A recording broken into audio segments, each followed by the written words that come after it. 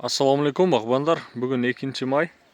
Құлпынайлар бөшіп жетіліп баштады ноқатта. Бізде құлпынайлардан клери сорты бар. Азыр бөшіп. Азыр бізде ең чоң көйгөй қанаттуулар менен күрөшүү. Қанаттуулар білесіздер, құлпынайды чоқып жарақсыз кылат. Біз ошол үчүн атайын тер мынтык менен коргонобуз. Бул жерде атайын желим идиштерди коюп, ушул нерсеге атып канаттууларды үркүтөбүз.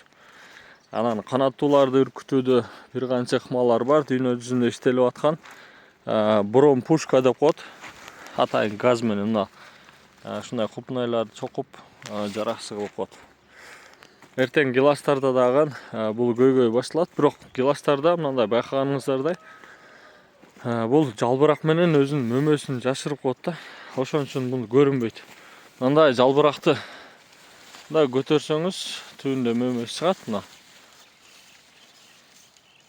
Бирок башка убакта мындай мөмө көрүнбөйт. Ошол жагынан дагы ыңгайлуу. Мындай алып жалбыракты көтөрсөңүздөр ушунун түбүндө болгон болот. Болбосо жалбырак чабып алат. Бирок құлпынайларда андай эмес. Құлпынайларда көрүнүп эле тура берет кызарып. Ошол үчүн келип мына азыр өтө көп чокуп салышыптыр. Ошо канаттууларды коргоодо ошо бром пушка же болбосо ушундай тер мынтык бир канча жолдор менен күрөшүшүбүз керек. Дыйканга эң көп зыян бере турган ушу канаттуулар. Бул ыкмада дүйнө жүзүндө бир канча ыкмалар бар экен. Эми ошолордун кайсысы эффектүү болуп атат? Анан Кыргызстан боюнча кандай жол менен коргонуп атасыздар? Ошону комментарияда жазып өтсөңүздөр. Кайсыл эффектүү болгон болсо, ошол нерсени жөнгө салып, келечекте ошо коргонууга аракет кылабыз.